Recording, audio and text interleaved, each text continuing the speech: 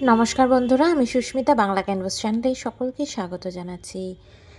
কম তেল মশলার খাবার আমরা সকলেই খুব ভালোবাসি খেতে, আর আমাদের সবারই হেলথ কনসিয়াস হওয়া ভালো আর প্রত্যেকেরই খুবই প্রয়োজনীয়।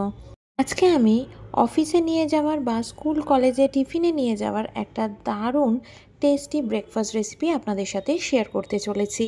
এটা বানানো ভীষণই সহজ আর খেতে ভীষণ সুস্বাদু।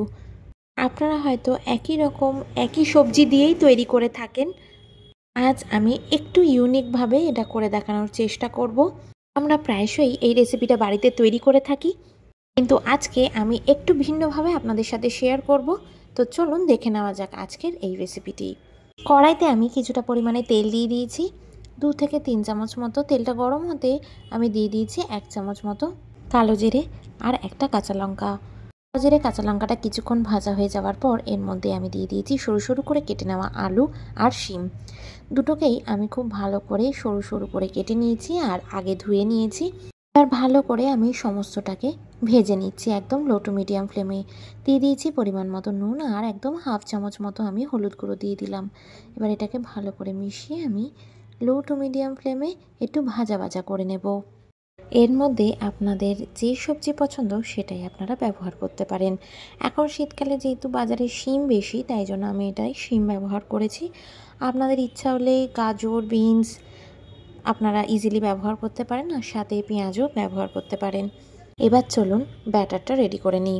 ওদিকে আলু আর শিমটা ভাজা হচ্ছে, আর এদিকে আমি পাত্রে নিয়ে নিয়েছি 1 হাতা মতো আমি নিয়েছি এখানে ময়দা, আর নিয়ে নিয়েছি এখানে 1 হাতা মতো আটা। দুটো মিশিয়েই আমি করছি।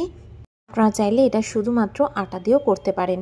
দিয়ে দিলাম অল্প হলুদ গুঁড়ো, কিছু কাঁচা লঙ্কা কুচিয়ে দিয়েছি, আর একটা পেঁয়াজ স্লাইস করে কেটে দিয়ে দিয়েছি। আর এদিকে ভাজাটা হয়ে গেছে, ফ্লেম বন্ধ করে দিয়েছি। আর আলু আর শিমটাকে একদম ভালো করে স্ম্যাশ করে নিয়েছি হাত দিয়েই। এবার এটাও আমি আটার মধ্যে দিয়ে দিলাম। এবার সব কিছুকে একদম খুব ভালো করে মিশিয়ে নিতে হবে। এভাবেই প্রথমে সব উপকরণগুলোকেই শুকনোভাবে মিক্স করে নিলাম। এবার আস্তে আস্তে জল দিয়ে এগুলোকে মেখে নিব।